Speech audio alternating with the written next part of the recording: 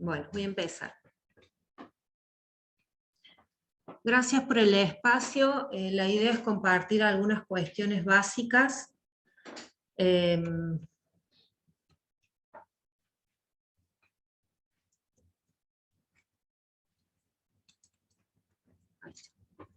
Bueno, la intención de este encuentro, discúlpenme un minuto.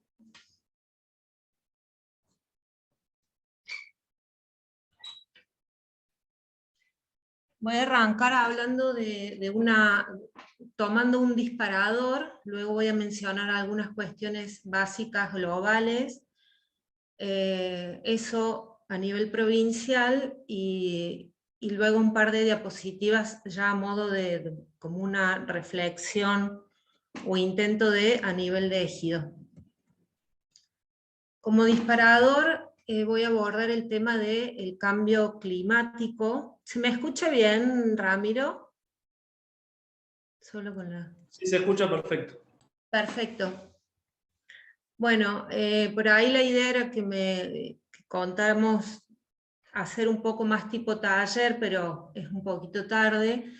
¿Qué entendemos, qué sabemos del tema del cambio climático? No sé si alguno quiere aportar algo. Bueno. El tema El cambio climático que, digamos, estamos ocasionando nosotros como seres humanos con los cambios que hemos empezado a generar en el medio ambiente, ¿no? Básicamente, o sea, ya se ha demostrado científicamente que los cambios de los últimos, no sé, 50 años tienen una relación directa con toda la actividad humana que se ha desarrollado en el planeta, ¿no? Entonces, me parece que un poco de ahí, ¿puede ser? Sí. Bueno, en realidad yo ahora voy a empezar como a proponerles algunos aspectos básicos descriptivos, ¿no? Este es un gráfico de la NASA que muestra la concentración de dióxido de carbono en los últimos 650.000 años. Entonces, básicamente, el concepto, la definición de cambio climático es cuando hay cambios en los patrones climáticos, digamos, causados por el aumento de la concentración de dióxido de carbono. A mí me gusta presentar este gráfico porque es muy importante tener en cuenta que el planeta Tierra es un ente en sí mismo y tiene sus propios ciclos. Y acá podemos ver cómo la concentración de dióxido de carbono en realidad ha ido subiendo y bajando a lo largo de estos, en este caso, 650.000 años. Es decir, que el planeta Tierra vive en un constante cambio climático. Han habido cambios climáticos fríos, cambios climáticos calientes, por diferentes razones.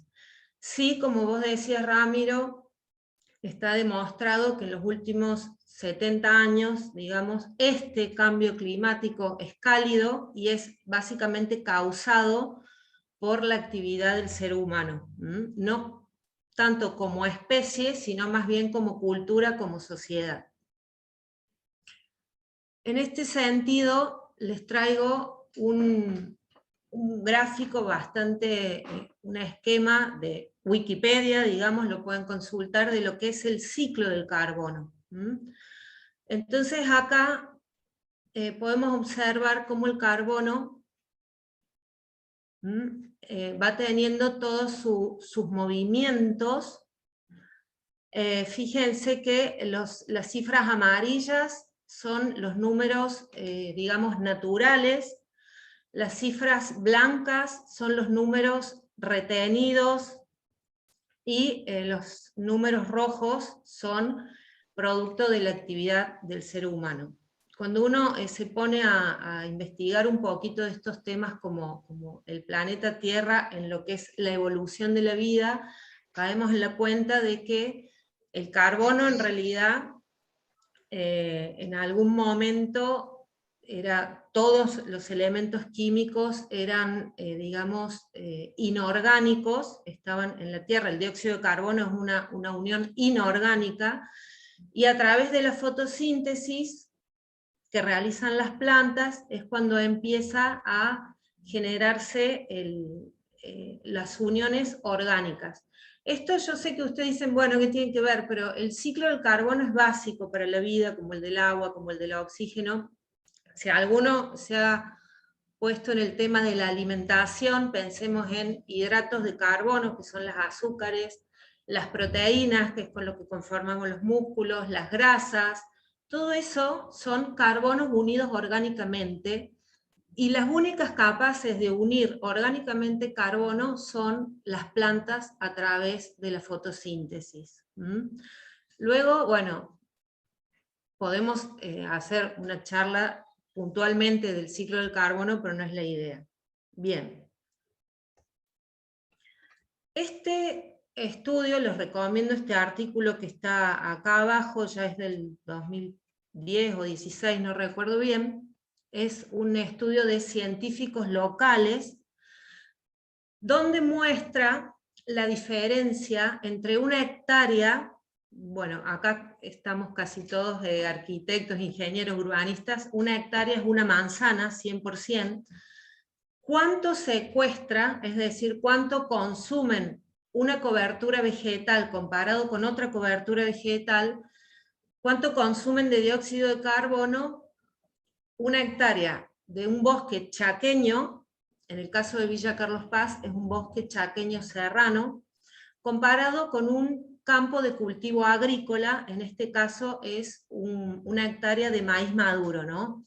Entonces vemos cuánto secuestra. Esa palabra a mí no me gusta mucho, pero quiere decir cuánto a través de la fotosíntesis esta cobertura vegetal toma del aire dióxido de carbono y lo retiene de forma orgánica en su cuerpo, ¿no? Entonces fíjense que una hectárea de bosque chaqueño retiene 43 toneladas de carbono o 159 de dióxido, y una de maíz menos de 1 tonelada, ¿no? El estudio también lo compara con lo que liberan, es una estimación por supuesto porque hay diferentes calidades de vida, pero un argentino medio en la pampa húmeda, digamos, una hectárea de bosque chaqueño estaría secuestrando, consumiendo lo que liberan 34 argentinos al año, mientras que una hectárea de maíz no estaría secuestrando ni siquiera lo que libera un argentino al año, ¿no? Entonces, cuando nos detenemos un momento a pensar en estos conceptos que se manejan mucho en la prensa, que estamos todos preocupados, ¿qué es cambio climático?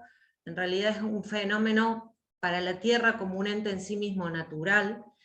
Este cambio climático básicamente está producido por la actividad del ser humano, y también tener en cuenta que cuando pensamos en dióxido de carbono en general, voy a volver un poquito, se piensa en esta parte, ¿no? Combustibles fósiles, zonas industriales, zonas con grandes parques automotor, en lo que es el aumento de las emisiones, que eso ha caracterizado, digamos, al siglo XX. Pero la segunda mitad del siglo XX, y sobre todo estos 20 años del siglo XXI, están caracterizados por una gran pérdida de esta capacidad fotosintética. Este es un esquema simple que muestra un número, ¿no es cierto? Pero acá tenemos un estudio de científicos locales que comparan dos coberturas vegetales. En cuanto es, digamos, tenemos emisiones aumentadas de manera exponencial, y quienes son los únicos capaces de retener ese dióxido de carbono en la atmósfera, estamos siendo, digamos, despojados de ese sistema que es la cobertura vegetal compleja, ¿no? Bien.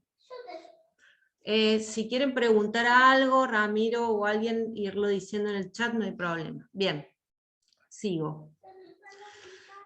Esto que traigo del carbono, en realidad es un ciclo, pero debemos tener en cuenta que hay varios ciclos que son básicos para la vida, se les llaman ciclos biogeoquímicos, ¿no? Bio, vida, geo, tierra, químicos se refiere al elemento que está siendo, digamos, reciclado. Es muy importante porque, fíjense, yo es el único concepto que intenté, digamos, lo puse para que lo puedan copiar, leer, releer, reflexionar. Los ciclos biogeoquímicos son procesos naturales, es decir, en esto no hay, es una ciencia exacta por compararlo, no hay subjetividad. La naturaleza funciona, como la física, como la química. Entonces son procesos naturales que reciclan los elementos del medio ambiente hacia los organismos vivos y de los organismos vivos hacia el medio ambiente. Entonces son ciclos que están permanentemente funcionando y están conectando todo lo vivo con lo no vivo. Otra manera de decirlo es el circuito de desplazamiento de la materia. Bien, en este caso le llamo esenciales, porque estos elementos químicos están siendo constantemente reciclados por procesos naturales con sus propias leyes, son los que mantienen la vida en el planeta, ¿no? Acá les puse un dibujito donde están los ciclos de los elementos básicos, el oxígeno, el azufre. El azufre, para que lo tengamos en cuenta, es lo que se relaciona con la lluvia ácida, el agua, el carbono, el fósforo, el nitrógeno. Y luego están los tipos de ciclos. Recuerden que estos son maneras de, digamos, de acomodar conceptualmente a la naturaleza, ¿no?, que tenemos los seres humanos. Entonces hay el ciclo, tipos de ciclos hidrológicos, gaseosos y sedimentarios. Entonces estamos hablando básicamente de aire, agua y tierra.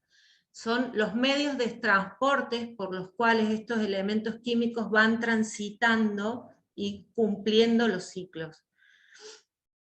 Bien. Otro concepto básico, que no es un ciclo biogeoquímico, pero es muy importante, es la formación de suelo.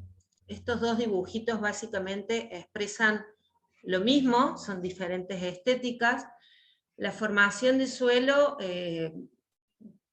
digamos, es una coyuntura de varios factores edafológicos, geológicos, del tiempo, de las inclemencias del tiempo, el clima y de la biota. Entonces acá vemos cómo podría ser esto una formación de suelo en una línea del tiempo, o como podemos observar en las sierras, tenemos diferentes tipos de suelos en una misma área. En Villa Carlos Paz, a la entrada digamos, por la autopista, a la entrada de la ciudad, nosotros podemos observar directamente por el corte que se ha hecho para la realización de la autopista, esto que se denomina el perfil de suelo.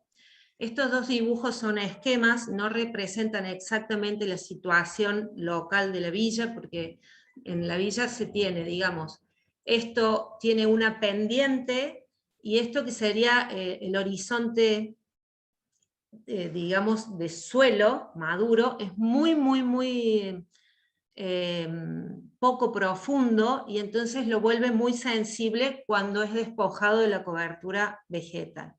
Bien. No sé hasta acá si vamos bien. Sí, Sole.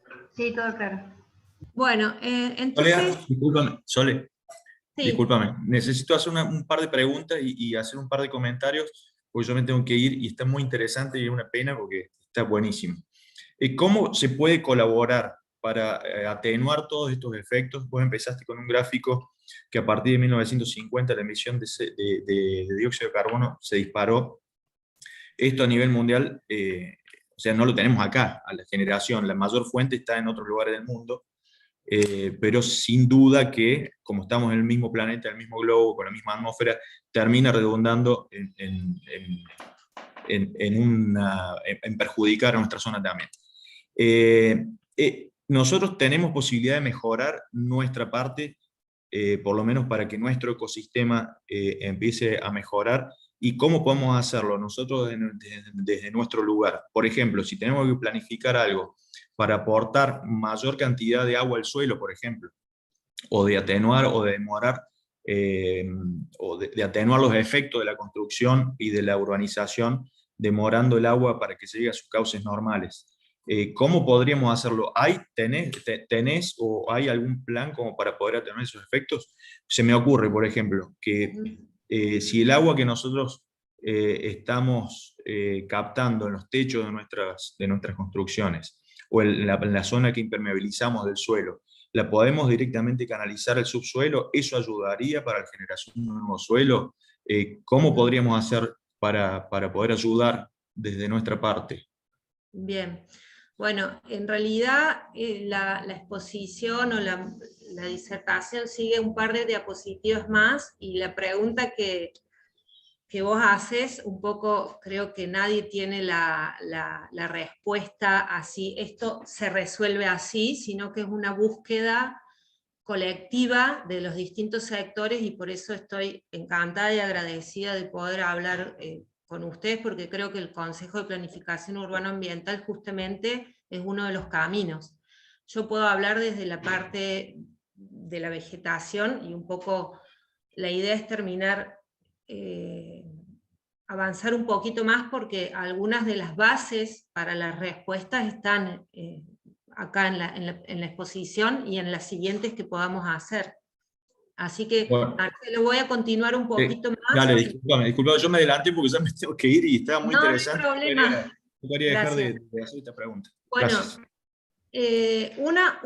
una solución o una gran cuestión muy importante son los ecosistemas nativos, y sí, tal vez en nuestras latitudes, hay un poco, respondo a lo que vos decís, no somos grandes emisores, pero sí somos grandes despojadores de las retenciones, o sea, de las comunidades vegetales que retienen, y ahora lo voy a mostrar, también es un estudio local.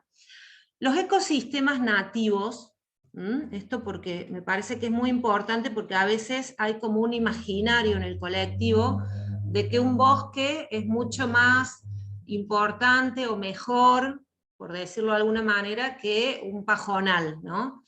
Los ecosistemas nativos son comunidades vegetales que han evolucionado por miles de años, no voy a decir millones, porque en millones de años la Tierra tenía otra trama, pero sí por miles de años. Es decir, que los ecosistemas nativos han atravesado todos esos cambios climáticos que vienen sucediendo en el planeta.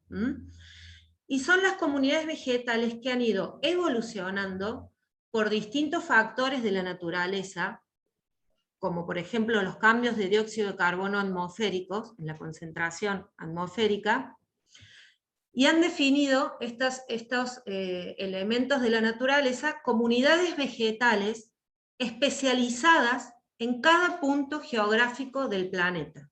O sea, son especialistas. Hoy que estamos en esta era de ¿es especialista en tal cosa? Bueno, esa comunidad vegetal es especialista en mantener los ciclos de la vida en ese punto geográfico. Entonces, en Carlos Paz, un bosque chaqueño serrano es especialista en ser la cobertura vegetal ideal para mantener esos ciclos de la vida, mientras que el pastizal de alturas en las altas cumbres es el ideal para mantener los ciclos de la vida. No es que si pongo un bosque de pinos, de eucaliptos en las altas cumbres va a ser mejor, ¿no?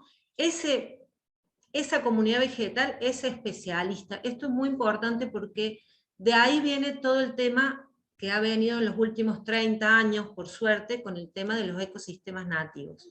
Lo demostramos con el secuestro de dióxido de carbono, bosque chaqueño. Fíjense, bueno, acá uso esta clasificación que hace el MEA, digamos, de todo lo que nos brindan los ecosistemas nativos. O sea, la naturaleza, sin que hagamos nada, ya sabe resolver esto. Fíjense, aquí me estoy autotapando con las cámaras. Fíjense, puse este gráfico del agua, porque ¿qué pasa? Muchas veces dicen las inclemencias del tiempo, el tiempo está loco. Acá en este grafiquito podemos ver la lluvia es la misma, esta que esta. Pero la cobertura vegetal que la recibe no es la misma, y entonces está causando estragos, pero no es que el tiempo está loco, son las leyes de la naturaleza de todos los procesos de los ciclos biogeoquímicos, que se han ido adaptando, digamos, todos esos ciclos, la respuesta, los reguladores, son los ecosistemas nativos.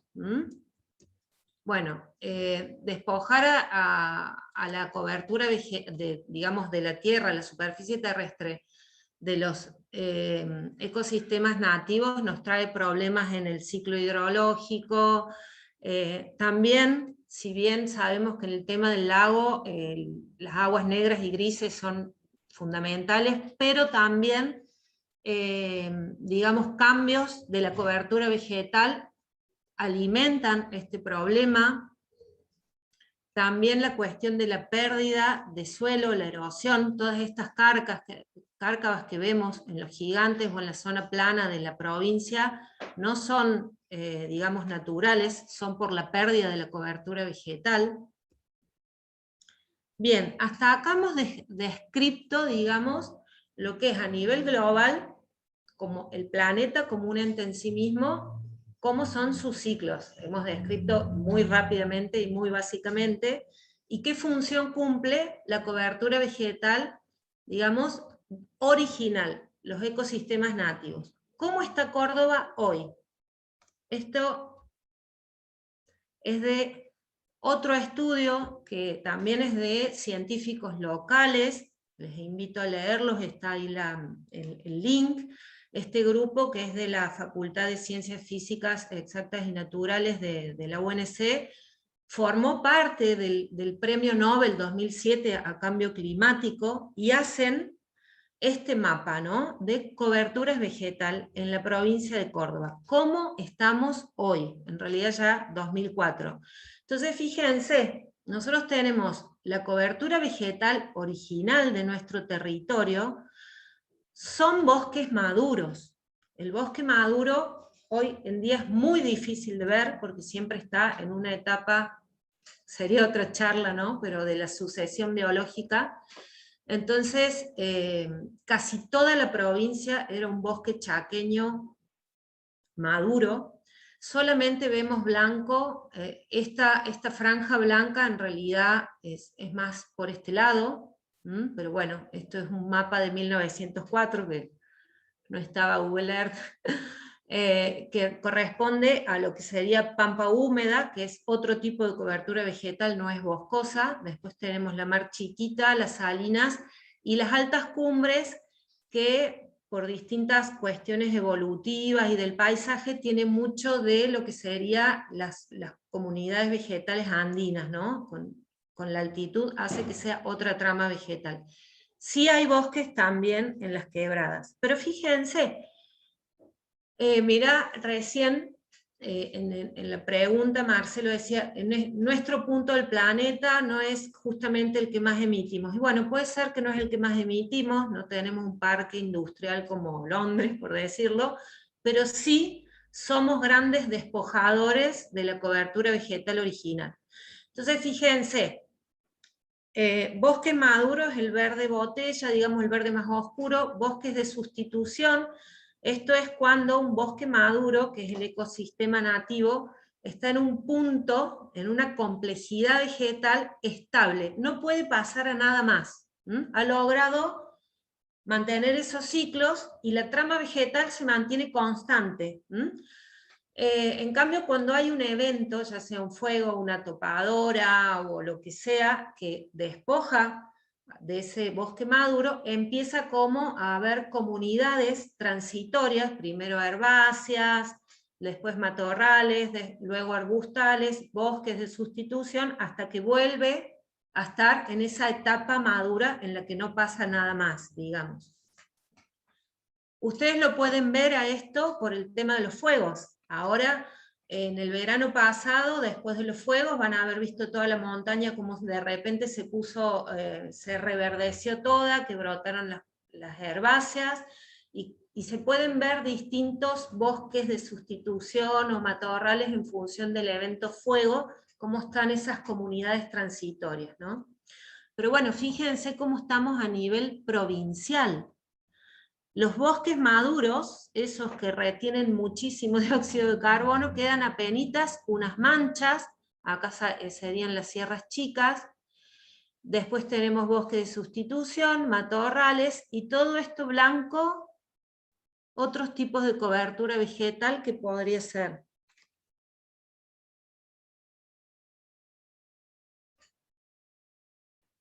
No sé si a alguno se le ocurre que puede haber en la provincia. ¿Todos cultivos son esos? Todo cultivos. Entonces, partiendo del estudio de los científicos locales que comparaba un bosque, una hectárea de bosque, es decir, a nivel urbano una manzana de bosque con una manzana de campo de cultivo, fíjense, nuestro territorio, con su naturaleza de miles de años de evolución, en 70 años, cómo hemos despojado, porque además hay que tener en cuenta una cosa, la ruralidad, lo rural, no está ofreciendo los mismos servicios ecosistémicos que hace 50 años, es decir, a lo mejor en 1980, 1980 por decirlo, nos íbamos para Río Cuarto y uno veía en la zona rural los potreros con distintos cultivos, con parchecitos de bosque. Hoy en día es todo un mar de soja, digamos un monocultivo, que además de que no es capaz de secuestrar prácticamente nada comparado con una hectárea de bosque de dióxido de carbono, tiene un montón de inputs a nivel tractor, a nivel industria química, que es gran consumidora, ¿no?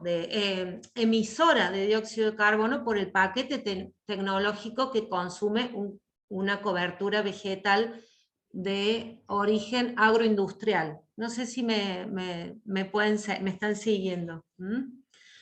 Bien, esto es cómo estamos. Sole, Sí. bueno, acá me parece que en estas dos imágenes que vos ponés se visualiza claramente cuando se escucha mucho que se habla de que en Córdoba nos queda menos del 3% del bosque nativo que había, ¿viste? Y acá se ve claramente, digamos, en lo que son las superficies, ¿no? Se evidencia. Y no es por ser, digamos, alarmista, pero bueno, me parece que corresponde, han pasado de este mapa 2004 15 años. Bueno, mucho más, 16 años. Y además, los 16 años de mayor deforestación. ¿Mm?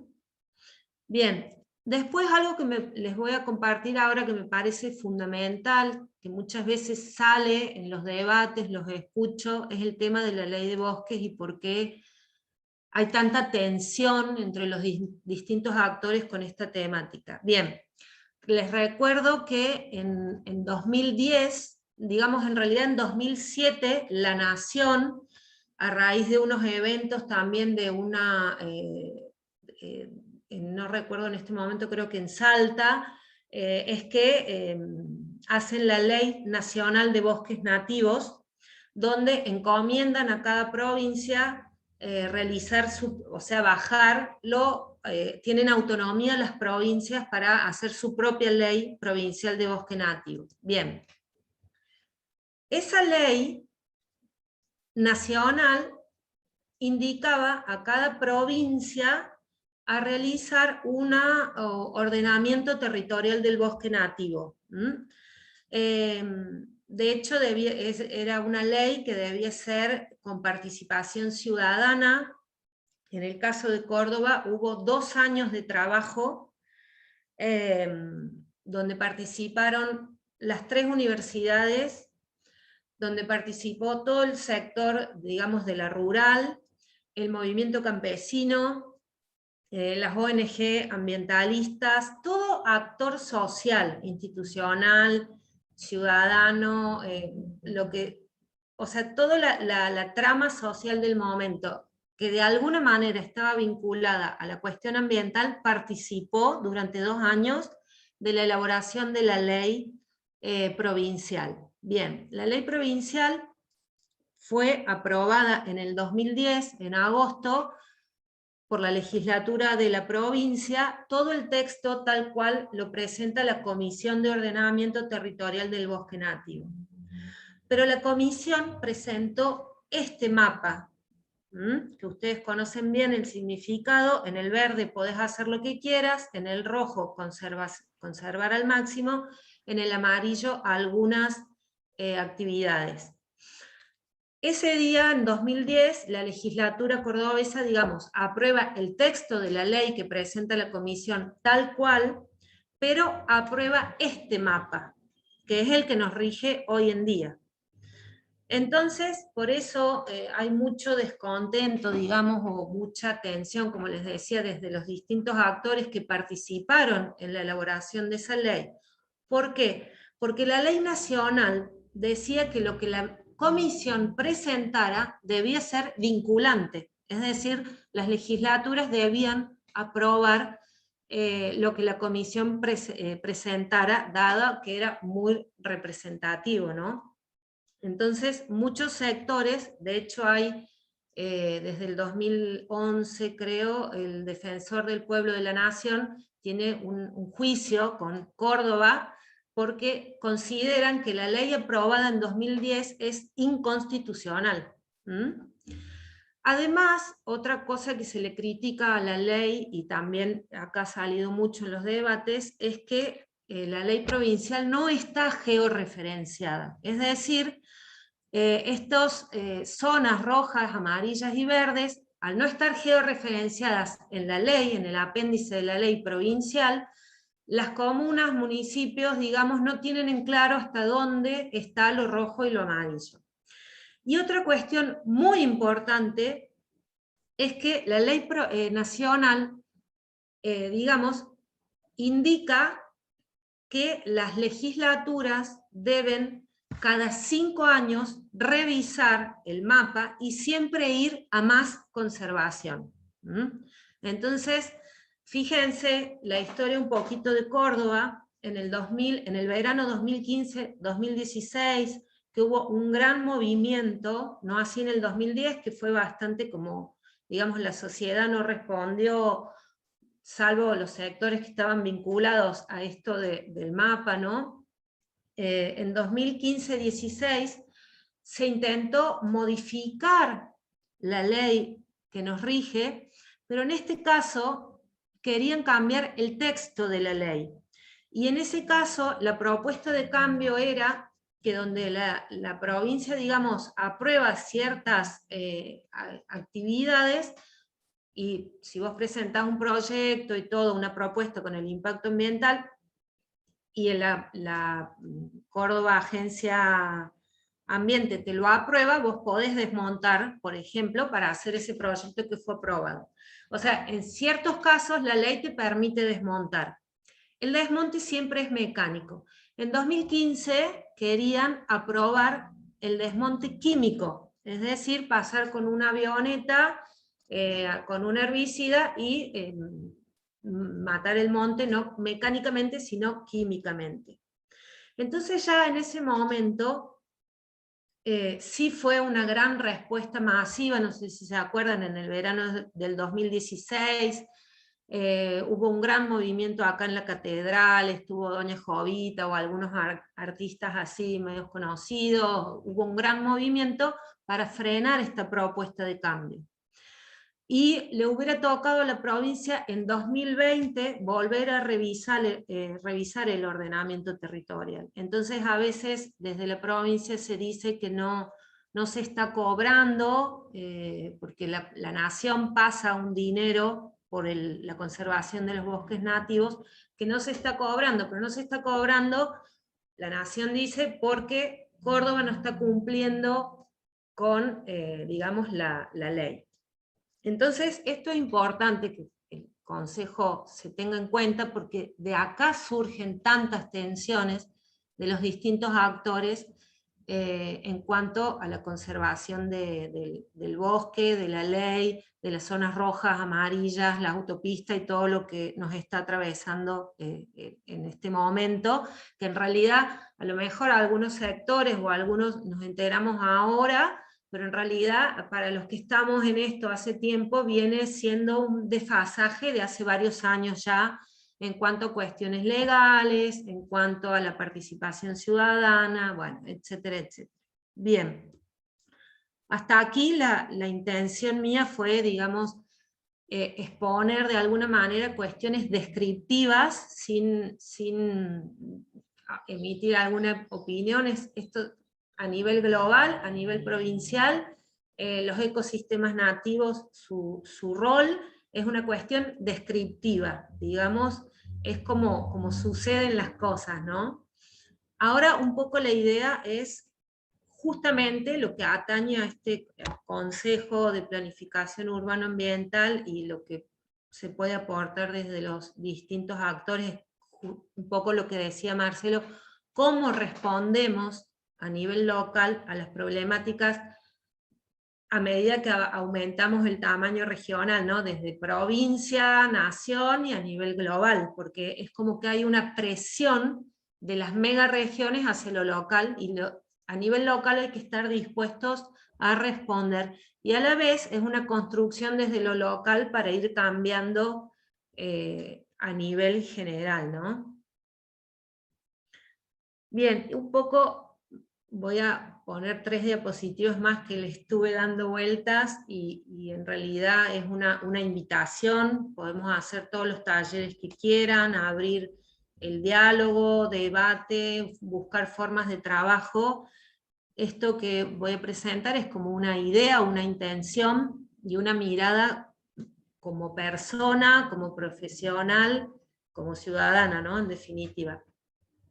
Primero que nada, también decirles que para mí, muchas personas que trabajamos en temas ambientales o con el bosque, con la tierra, con las plantas, Villa Carlos Paz, más allá de los problemas o idas y venidas que puedan tener, es un ejemplo. Es como toda la provincia está haciendo una cuestión bastante, una inercia bastante de continuar hacia profundizar el drama ambiental, y creo que Carlos Paz, con su Consejo de Planeamiento Urbano Ambiental, con su área protegida, con todo lo que viene haciendo desde los 90 para este lado, nos parece, a mí personalmente, un espacio de esperanza, de replanteo genuino, ¿no? Entonces, el tema, por ejemplo, de que no haya country, cuando Córdoba todo es country, barrio privado, mejor dicho. Entonces, bueno, nos parece a mí me parece un lugar que rescato y les agradezco, digamos, estar. Bueno, una manera, poco respondiendo a lo de Marcelo, que es una manera, pero cómo se aplica es una búsqueda que estamos todos en esto, es el objetivo general, digamos, de regenerar el tejido social y ecológico. Toda acción, toda propuesta debe contribuir a los ciclos biogeoquímicos y la formación de suelo. Y cuando nosotros hacemos una propuesta, desde cada uno desde su lugar de trabajo y en conjunto, que sabemos que está aportando a esos ciclos que todos los aprendimos en la primaria, vamos a estar regenerando el tejido social y el tejido ecológico. Cada proyecto que tiene en cuenta una cuestión biogeoquímica y que en vez de hacer números, digamos, a nivel monetario, está haciendo números a nivel de balance de materia y energía, seguro, se pueden hacer muchos impactos, pero lo más, estudios digo, pero lo más seguro es que esté aportando a la regeneración del tejido social y ecológico. Para esto es fundamental, y creo, lo puse en negrita porque está disponible, es una ventaja, los conocimientos científicos y los saberes. ¿Pero cuáles? Los locales. De nada me sirve a mí importar o tomar ejemplos de otro lado y sin adaptarlos a la microrregión vamos a solucionar. Es decir, un conocimiento científico, un saber por sí mismo no soluciona, es cómo lo aplico. Y lo mismo a nivel tecnología. La tecnología tendemos a pensar que es algo lo último de lo último y lo más moderno o de punta, ¿no? La tecnología de punta. Tecnología es la manera de aplicar un conocimiento y un saber, y a veces puede ser idónea, ideal, más eficiente, una tecnología a lo mejor del siglo pasado, para un momento, para una situación dada. Quiero decir, a veces este siglo XX nos ha caracterizado por obnubilarnos por el saber, el conocimiento científico, las estadísticas, y que si es tecnológico es mejor. Todo depende de cómo se aplique. Lo otro es la participación ciudadana, que creo que el CEPUA es un ejemplo de participación ciudadana y de cómo distintos sectores están aportando al planeamiento urbano ambiental. Y esto se debe profundizar más y más y más en todos los aspectos de las decisiones que se toman a nivel territorio. Generar actividad económica genuina, esto lo puse ya no en negrita porque me parece que es una búsqueda, que todavía no es algo que esté, digamos, tan consolidado, y que los distintos actores debemos buscar nuevos caminos, romper paradigmas. Hoy en día creo que el CEPUA es un espacio de oportunidad para eso. El siglo XX ha sido, digamos, con grandes paradigmas que han marcado el camino de una manera de hacer de todos los sectores, y creo que hoy no hay que tener miedo a ser originales, a buscar nuevas maneras, a fortalecer vínculos. Acá cuando pongo conocimientos científicos y saberes, es que también hay como una nueva tendencia a valorar los saberes que durante el siglo XX fueron muy, digamos, no valorados, los saberes de la gente, de los conocimientos populares, por decirlo de alguna manera. En este caso, el CEPUA, bueno, yo sé que hay arquitectos, ingenieros, constructores inmobiliarios, está la ONG Adarsa, pero bueno, creo que a la hora de mirar al nuevo ejido, que ya no diría yo ampliación de ejido, el ejido nuevo, sino pararnos en que el ejido ahora es cómo trabajamos este ejido nuevo integradamente, el sector urbano, el rural y el, digamos, natural o el del monte. Entonces, bueno, un poco no tener miedo a buscar nuevas maneras. Para esto voy a poner un ejemplo que tiene que ver con las energías renovables. No es mi tema para nada, yo soy agrónoma, trabajo con plantas básicamente y personas, pero bueno, me pareció algo muy interesante porque es algo que está a nivel mundial en auge y que está todo el mundo hablando de lo que es las energías renovables, ¿no? Es muy importante.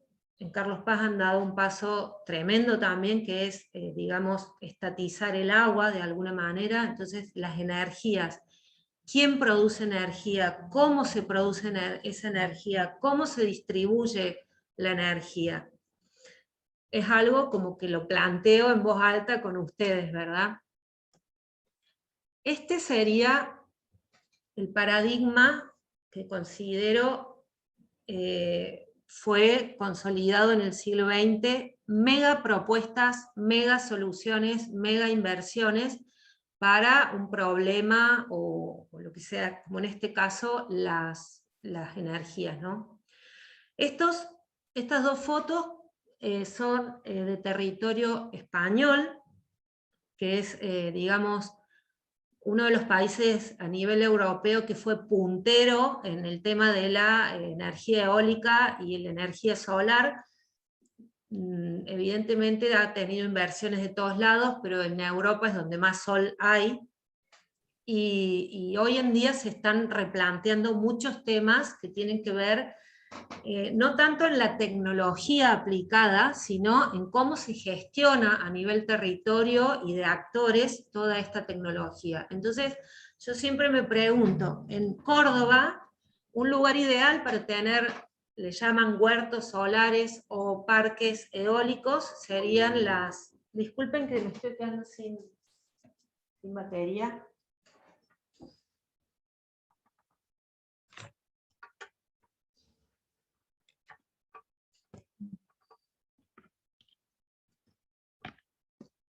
Ahí está.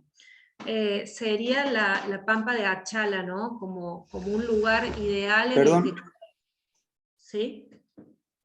en el que corre mucho viento y hay mucho sol.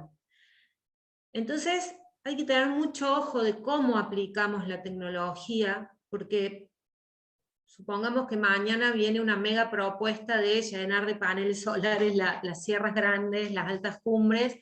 Puede sonar muy verde, puede sonar muy eficiente, hasta se puede llamar, digamos, cuestiones de empleo, de mano de obra, pero tengamos en cuenta que en Pampa de Achala se generan el 80% de los ríos de Córdoba.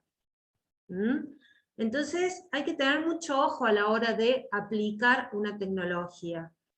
Por eso para mí la respuesta tiene que ser local, y justamente hoy cuando estaban debatiendo, yo en temas urbanos simplemente me sorprende cómo constantemente debaten la 4021, las fachadas, las medianeras, y en realidad hay muchísimo potencial para cambiar la mancha urbana. Entonces sería una respuesta desde lo local. Fíjense, se pueden aplicar en techos, se pueden aplicar en las superficies de consumo como los supermercados, que digamos generan muchísimo impacto ambiental en cuanto a los productos que comercializan. De alguna manera, me reitero, yo trabajo con plantas y personas, pero uno constantemente se está imaginando posibles soluciones. Creo que esto es una construcción entre todos, pero siempre lo pienso cada vez que voy a un espacio y estaciono el auto para ir a un súper o algo, que todas esas playas de estacionamiento deberían tener, digamos, paneles. Soledad. Sí, perdón. Bueno, disculpa que te interrumpa, pero bueno, nada. Coincido 100% plenamente con la exposición que has dado y te la agradezco muchísimo. Y bueno, nada, en realidad la anterior te había pedido la palabra porque me había asustado un poco lo de los paneles de la Pampa de Achala, porque no entendía si era que no querías o que sí querías. Y bueno, no, claramente eso atrasa décadas en pensamiento de políticas energéticas y de aprovechamiento tecnológico. Y sin duda hoy, y sobre todo para el desarrollo urbano, ya que en realidad el parque solar que mostraste es más para una escala industrial, de abastecimiento energético industrial, hoy la política global tiende a los green buildings, a los mega garden cities, que habla de respuestas domiciliarias que nada, inclusive no requiere de tendidos de infraestructura, la tenés directamente arriba del techo de la casa, ¿no? Pero bueno, era eso, nada más porque te había interrumpido y era porque estaba muy asustado con la primera placa, se nos atrasaba muchísimo. Sí. Muchas gracias. Mira, ya termino, pero vos sabés que en un congreso, bueno, que estuve hace varios años, ¿no? Creo que era el 2005, de energías alternativas, por supuesto, no... está el conocimiento, está la tecnología, está la manera en que se aplica, pero muchas veces hay estas como... Me acuerdo porque había sectores de países de India donde decía vengan a las mega empresas, vengan, llenen de paneles, no cobramos impuestos y hagan estos mega emprendimientos que en realidad no... Siempre vas a estar afectando un ecosistema nativo, cuando haces una infraestructura a gran escala. Entonces, bueno, un poco ahora paso a esto que ya es con lo que termino. Como les digo, estas 3 diapositivas, esta última parte es un poco yo no tengo la respuesta, es como me lo estoy planteando y lo comparto, ¿no? Simplemente. Bueno, acá un poco esto que les decía antes, de que el tema, digamos, por ahí, a veces en todos los debates está la ampliación del ejido, bueno, esto ya es todo área protegida, pero también tenemos que seguir viendo cómo gestionamos y aprovechamos cada vez más eso, porque, bueno, digamos, ver que todo esta zona roja es el pedacito de tierra, digamos, donde de alguna manera todos los que estamos acá y muchas personas más de su lugar tienen incidencia. Y bueno, un poco lo que decía antes, que toda intervención, acción, proyecto, cuando uno está contribuyendo a los ciclos básicos de la vida, que los aprendimos todos en el primario, está seguro de que va por buen camino. Y un poco, hablando de esto de lo que se está debatiendo constantemente en el CEPUA y que hay que ver de cómo se aborda este nuevo ejido, bueno, en lo que yo trabajo, como les digo, es las plantas. Siempre que estemos logrando mayor complejidad y abundancia vegetal, vamos a estar contribuyendo a los ciclos de la vida, porque son, digamos, el manto vegetal terrestre es el que recepta todo lo que viene del universo, de la atmósfera, la lluvia, el calor y todo, ¿no? Entonces, evidentemente, se determinará cuál es la zona, cómo es, está la zona del monte o natural, por decirlo de alguna manera, está la zona rural y está la zona urbana. Esto es un esquema muy simple de usos del suelo.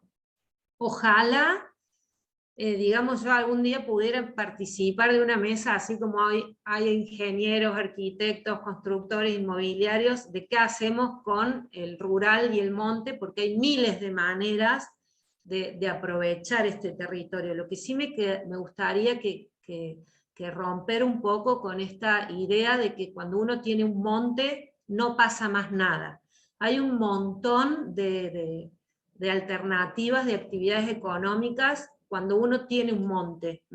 Yo ahí coincido totalmente con Mauro en el tema de que si yo pudiera decidir, por decirlo de alguna manera, congelaría la mancha urbana y creo que canalizaría todo el corazón, el pensamiento y todo lo que hay acá dando vuelta en sofisticarlo, en aplicar las mejores tecnologías, en buscar la mayor participación ciudadana, para que esa zona urbana sea más compacta, pero a la vez más habitable.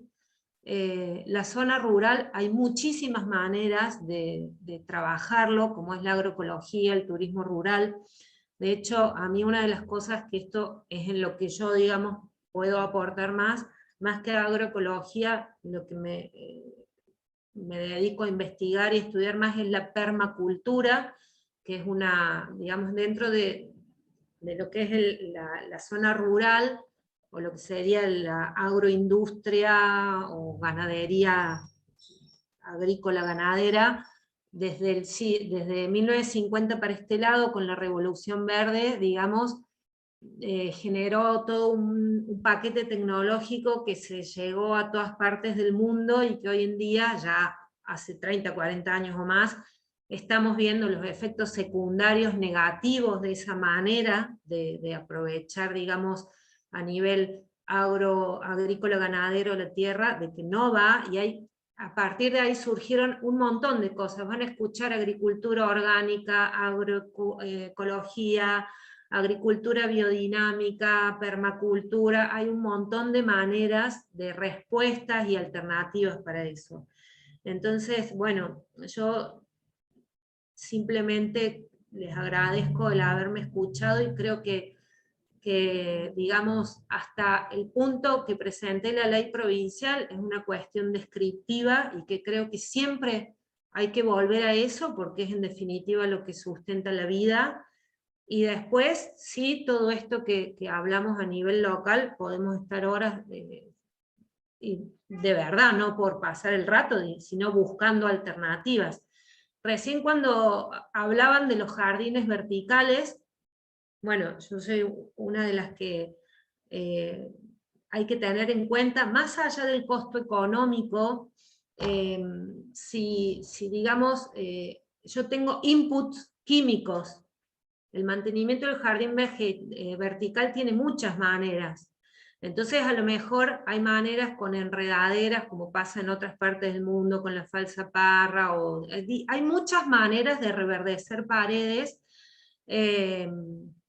Entonces el tema de las plantas, de la zona rural, de la zona urbana, de la zona del monte, tiene muchísimo, muchísimo potencial, así como hay muchísimo potencial con otras formas de construir, recolectar el agua, aprovechar la energía, y bueno, no tengamos miedo, porque por ahí pareciera de que los distintos sectores se van a quedar sin trabajo si no se puede hacer tal cosa. Es que en realidad se está abriendo un panorama para hacer constantemente cosas nuevas y que contribuyan a esto, ¿no? De lo que es el ciclo de la vida.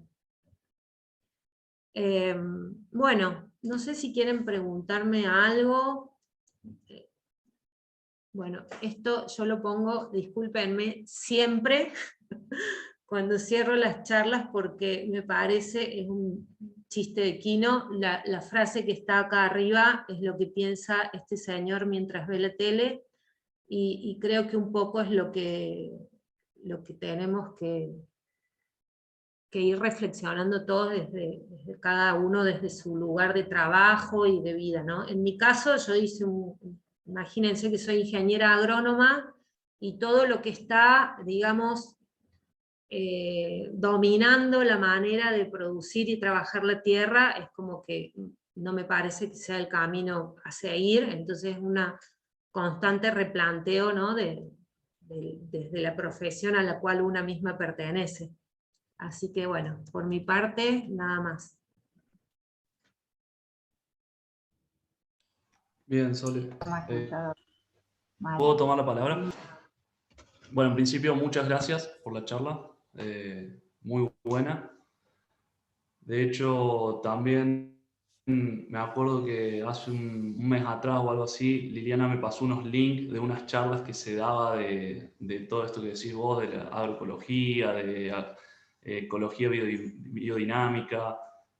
Pude ver un par porque estaban colgadas por un tiempo, y también se las pasé a Mauro, no sé si él las pudo ver, pero muy buenas las charlas que vi, toda la información. Me llamó la atención también la capacidad del suelo orgánico de retener agua, ¿no? De la importancia de producir suelo para que nuestras cuencas puedan hacer la retención de agua que tienen que tener. Y bueno, me parece que coincido con tu pensamiento y con el de Mauro, que hay que trabajar en la mancha urbana que hoy en día tenemos, y a nivel local tratar de decir, bueno, esto es la mancha urbana, esta es la parte rural, le vamos a dar nuevos usos, como vos decís, que hay nuevos usos que nada más tenemos que conocerlos y saber que están, y los dueños de las tierras los tienen que conocer, y fomentar esto a nivel local para que empiece a servir de ejemplo a nivel regional, ¿no? Y eso, que se vayan contagiando estas políticas, me parece súper importante. Para mí el desafío que tenemos con el nuevo ejido es grande, estamos trabajándolo de a poquito, y me parece que todo apunta hacia un buen camino. Hay mucho trabajo por hacer y intervenir con los dueños de las tierras, con la comunidad, con todo. Después te quería hacer otra pregunta que tiene que ver más con... Porque bueno, yo lo vivo a nivel, digamos, lo he visto a nivel de mi facultad, que noto que la educación, digamos, académica ha quedado muy vieja. Yo en mi facultad he tenido instalaciones termomecánicas y nos enseñaban, digamos, a calcular, digamos, cuáles eran las pérdidas de calor de las paredes y a solucionarlo con los equipos de aire acondicionado. Y poco y nada creo que se habló en la facultad de lo que era la eficiencia energética, cómo hacer envolventes que conserven la energía o sistemas pasivos de diseño. O sea, yo en la facu no aprendí nada de eso, lamentablemente, sí por predisposición mía, porque soy bastante fanático de lo sustentable y todo, me puse a estudiarlo. Después, bueno, inicié una maestría en energías renovables, no la terminé, pero sí la avancé.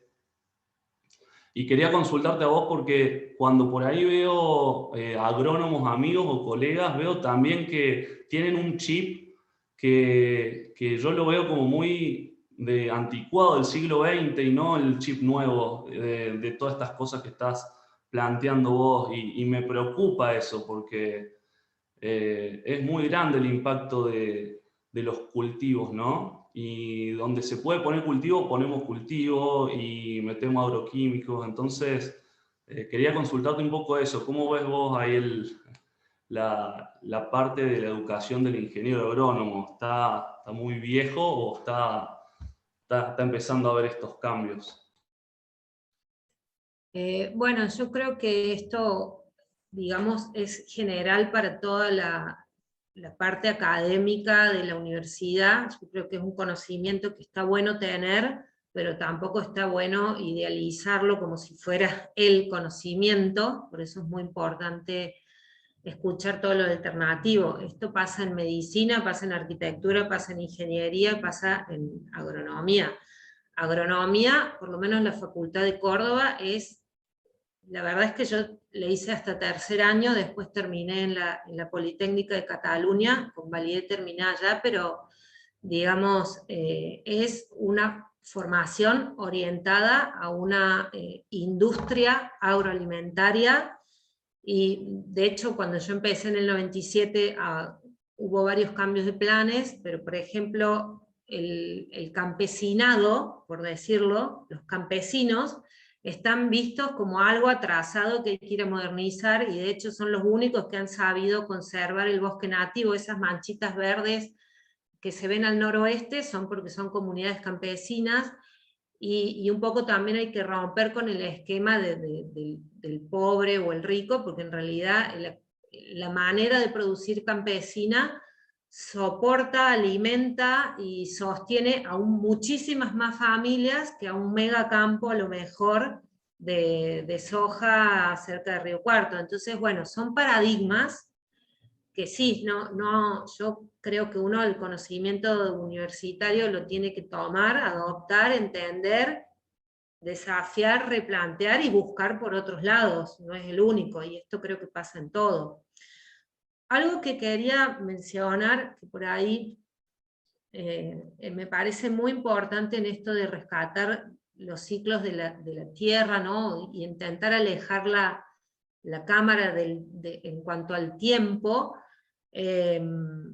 A veces acá yo lo entiendo porque el urbanismo, la ciudad y el debate que se está teniendo constantemente en el CEPUA sobre los derechos individuales, sobre las posibilidades de actividades económicas, pero tengamos en cuenta que, y esto lo muestra el primer gráfico de 650.000 años, que todas estas cosas son de hace 100 años, 150, y bueno, nosotros de cara al futuro está trabajar en los ciclos, digamos, de larga data, que son los que sostienen la vida. Realmente, me acuerdo cuando fue lo de bosque nativo, que Alberto decía, el ser humano está acá hace 60.000 años, y realmente sí, como especie nosotros hemos estado adaptados al planeta Tierra y a sus cambios, pero realmente el siglo XX, con una actividad social y cultural determinada, es la que está marcando estos problemas, ¿no? El otro día yo estuve también en un congreso estos de permacultura, y mostraban la agricultura de los pueblos originarios de las zonas andinas, que hay estudios también, digamos, arqueológicos a nivel de cultivos, supongamos, no sé, 500 años para acá, al mantener la variabilidad de los cultivos, por ejemplo, en este estudio era un cultivo de papa, y mostraban un campesino que tenía los 50 o 100 variedades distintas de papa, ante un evento extraño del clima, como una gran sequía, un frío especial, que para los ciclos de la Tierra a lo mejor no es tan raro una sequía cada 100 años, es raro para nosotros, ¿no? Cómo ese campo con variedades seguía vivo, y cómo el campo de variedad comercial que se denomina en lo que es la producción agropecuaria estaba todo muerto, porque en realidad los agrónomos, o este discurso del hambre y de los quintales, el rendimiento, ha hecho que busquemos especies o variedades, mejor dicho, que rinden mucho, que necesitan grandes inputs de riego, de nitrógeno y de un montón de cosas, rinden mucho, pero a la vez no toleran nada, son muy sensibles a cualquier cambio. Entonces, bueno, yo creo que es un planteo del ser humano, cada uno desde sus profesiones o desde su rol como ciudadano, tenemos que plantearnos qué está pasando, ¿no? Un poco también me gustó, creo que fue Mario que puso el videíto ese de las grandes catástrofes, y bueno, esto no es de ser ni ecologista, ni fundamentalista, ni nada, son eventos que están ocurriendo, y creo que realmente, digamos, el ser humano en algún momento tendió a querer reemplazar todo lo que la naturaleza trabaja gratis para nosotros, eh, por sus acciones, y bueno, hay un montón de cosas que no pudo tener en cuenta, y ahora se están viendo que hace aguas por todos lados. Entonces creo que en esto es el tema de que los conocimientos científicos están, la tecnología está, hay intenciones, y acá este lugar es uno, y es una oportunidad de replanteo, de hacia dónde queremos ir. Te corto, Sole, sobre todo porque me tengo que retirar y no quiero dejar de agradecerte casi personalmente por tu presentación. Me pareció muy buena, sobre todo la anteúltima placa. Creo que el borde urbano es un desafío para nosotros en Villa Carlos Paz, y el otro desafío es diferenciar lo rural de lo silvestre, o de monte, como le llamas vos, o natural, como le dicen otros, ¿no? Es decir, hay como... El borde urbano es un desafío que sí o sí debemos encarar como un proceso de planificación. En las ciudades de llanura, yo trabajo en provincia de Santa Fe con un colega tuyo, un ingeniero agrónomo de mi edad, que siempre se da con el látigo de 7 puntas, porque dice: cuando yo salí de la universidad, los laboratorios y nos semillas. Alberto, se está cortando, si podés apagar Y el nosotros, video. Disculpa, ¿escuchaste? por repartir ahora y ir dando. Bueno, agradecerte. Creo que el desafío concreto es desde lo local. Y uno de los desafíos concretos es el borde urbano, establecer el borde urbano, y en eso las ciudades de llanura, antes por el ¿no? Que bueno, me tengo que ir, seguimos, ¿no? A veces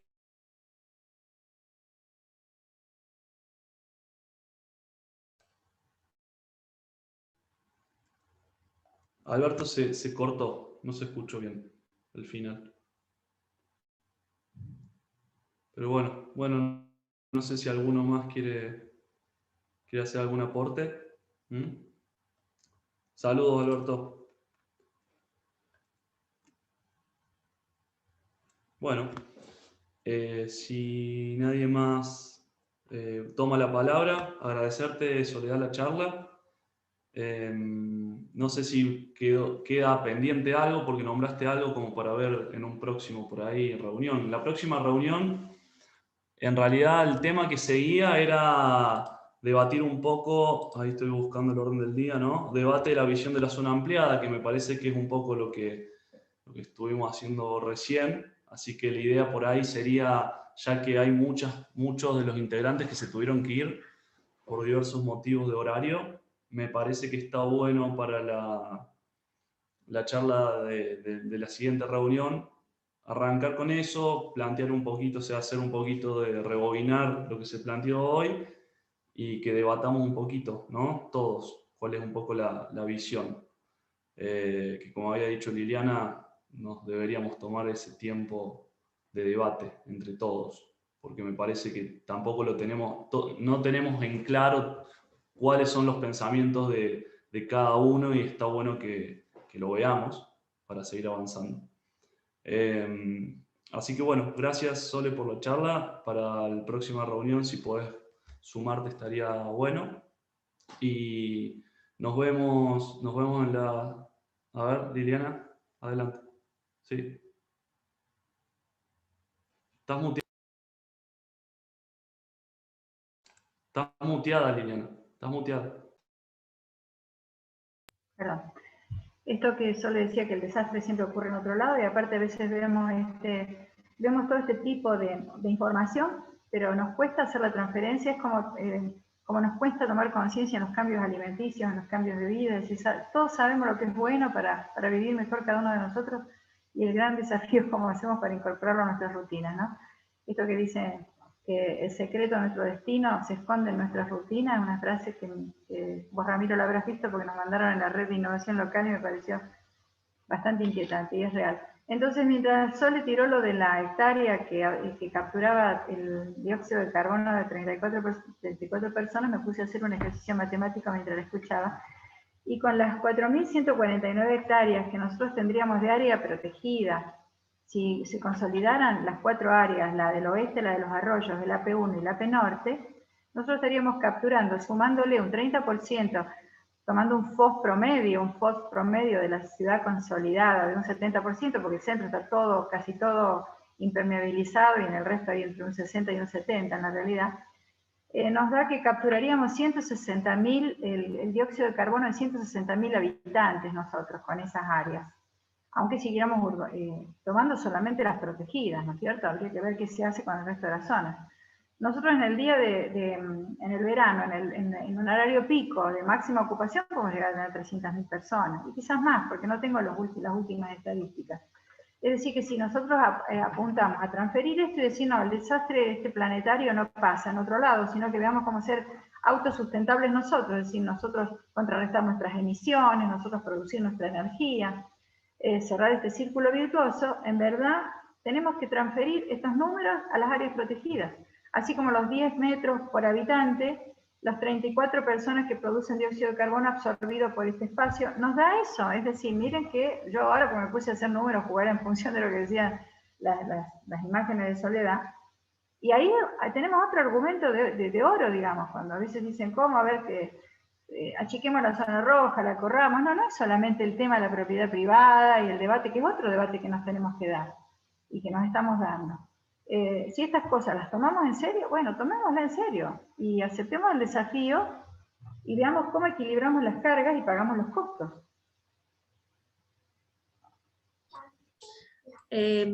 Permiso, ¿no?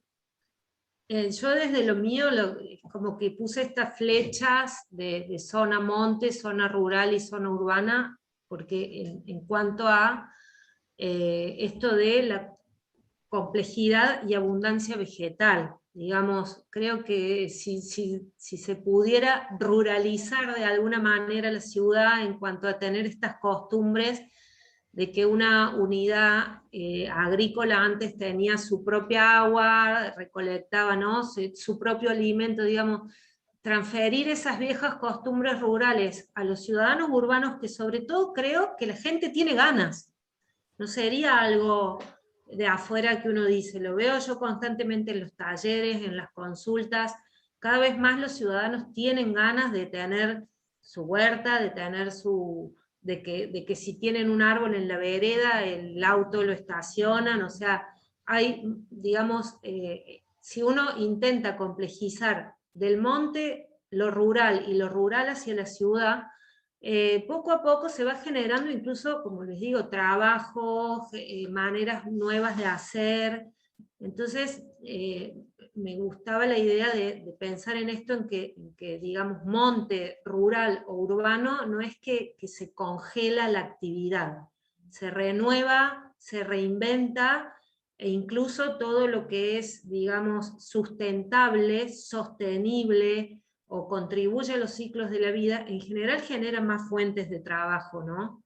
Entonces, bueno, lo que yo puedo aportar es más que todo desde lo vegetal. Digamos, el monte tiene sus posibilidades productivas como tal, lo rural tiene sus posibilidades productivas, y la ciudad tiene sus posibilidades de brindar servicios ambientales. Entonces, está la tecnología, están las personas, están los conocimientos, es una cuestión de vínculos, de replanteo, de estar, bueno, buscando maneras, consensuando, y fundamentalmente lo veo como una manera de romper esquemas. Por ejemplo, en algún momento hablaban del viñedo. Yo les cuento que las viñas en Córdoba básicamente no se dan porque vienen del clima mediterráneo, y en el clima mediterráneo en primavera, verano no llueve. Entonces, el punto de azúcar para el vino, las pedradas en nuestra tierra hacen que no sea un lugar idóneo, digamos, para la viña. Sí, alguna variedad anecdótica. Pero me imaginaba, lo puse ahí, productos delicatessen, no sé si han ido para la zona de los Gigantes de Cabalango, que hay una especie invasora, que es ahí se me fue ahora el nombre común, la zarza mora, ¿la ubican? Una rastrera que pincha muchísimo. Me la imaginé, digo, hay que hacer control de invasoras, se pueden plantear como viñas, personas que estén ocupándose, controlando esa especie invasora, y que hacer una mermelada delicatessen de zarzamora, por ejemplo. Son así, que esto es una anécdota, una imaginación de una cuestión puntual, pero digo, la zona rural y la zona de monte, imagínense la cantidad de posibilidades que tiene. Así como ustedes manejan el espacio urbano. Yo cuando estaba en Cepúa y veía que discutían si 2 metros, 3 metros de volado de un balcón, digo, yo jamás se me hubiera imaginado estar pensando en 1 metro de balcón o no, pero bueno, alguien lo está pensando. Bueno, hay mucha gente pensando en cosas alternativas rurales y de monte, que no es una postal congelada. Eso es lo que me gustaría que quede bien. Las personas individuales, porque yo creo que todos tenemos derecho como a ser, digámoslo, plenos. A lo mejor alguien que tiene mucha tierra y le gustaría hacer algo sofisticado, bueno, pues a lo mejor alguien que tiene una infraestructura en la ciudad tiene ganas de ir, es cuestión de generar los usos del suelo, los registros de las personas que tienen ganas de hacer según qué cosas y acomodar, porque hay para todos los gustos. Pero bueno, es importante que esto de los ciclos biogeoquímicos y la formación del suelo no lo podemos atropellar, porque son leyes de la naturaleza, o sea, por algún lado va a ser aguas. Es como que, bueno, eso es. Y bueno, gracias por el espacio, gracias Ramiro, y para lo que necesiten, yo en esto encantada. Bien, gracias, Sole. Bueno, nada, si les parece, nos vemos en la próxima reunión y vamos a seguir debatiendo. Vamos a arrancar debatiendo un poco más sobre esto, seguro. Así que bueno, buen fin de para todos. Muchas gracias, Sole, y nos estamos hablando. Que anden bien.